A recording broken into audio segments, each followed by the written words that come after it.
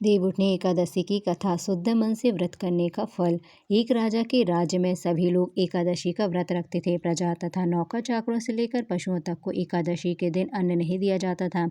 एक दिन किसी दूसरे राज्य का एक व्यक्ति राजा के पास आकर बोला, महाराज कृपा करके मुझे नौकरी पर रख लें।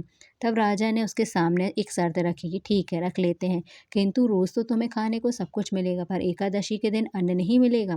उस व्यक्ति ने उस समय हाँ कर दी। पर एकादशी के दिन जब उसे फलाहार का सामान दिया गया तो वह राजा के सामने जाकर गिड़गिड़ाने लगा, महाराज इससे मेरा पेट नहीं भरेगा, मैं भूखा ही मर जाऊंगा, मुझे अन्न दे दो। राजा ने उसे शर्त की बात याद दिलाई पर वह अन्न छोड़ने को राजी नहीं हुआ। तब राजा ने उसे आटा, दाल, चावल आदि दिए। वह नित्य की तरह नदी पर पहुंचा और स्नान कर भोजन पकाने लगा। जब भोजन बन गया तो वह भगवान को बुलाने लगा, आओ भगवान, भोजन तैयार है। उसके बुलाने पर पीताम्बर धारण किए भगवान चतुर्भुज रूप में आ पहुँचे और प्रेम से उसके साथ भोजन करने लगे। भोजन आदि करके भगवान अंतर्ध्यान हो गए तथा वह अपने काम पर चला गया। 15 दिन बाद अगली एकादशी को वह राजा से कहने लगा कि महाराज मुझे दुगना सामान दीजिए। उस दिन तो मैं भूखा ही रह गया। राजा ने कारण पूछा तो उसने बताया कि हमारे साथ भगवान भी खाते हैं, इसलिए हम दोनों के लिए सामान पूरा नहीं होता। यह सुनकर राजा को बड़ा आश्चर्य हुआ। वह बोला, मैं नहीं मान सकता कि भगवान तुम्हारे साथ खाते हैं।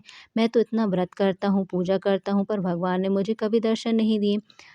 राजा की बात सुनकर वह बोला, महाराज यदि विश्वास न हो तो साथ चलकर देख लें। राजा एक पेड़ के पीछे छिपकर बैठ गया। उस व्यक्ति ने भोजन बनाया तथा भगवान को शाम तक पुकारता रहा, परंतु भगवान न आए। अंत में उसने कहा, हे भगवान, यदि आप नहीं आए तो मैं नदी में कूदकर प्राण त्याग दूंगा। लेकिन भगवान नहीं आए। तब वह प्राण त्यागने के उद्देश्य से नदी की तरफ बढ़ा। प्राण त्यागने का उसका दृढ़ इरादा जान शीघ्र ही भगवान ने प्रकट होकर उसे रोक लिया और साथ बैठकर भोजन करने लगे।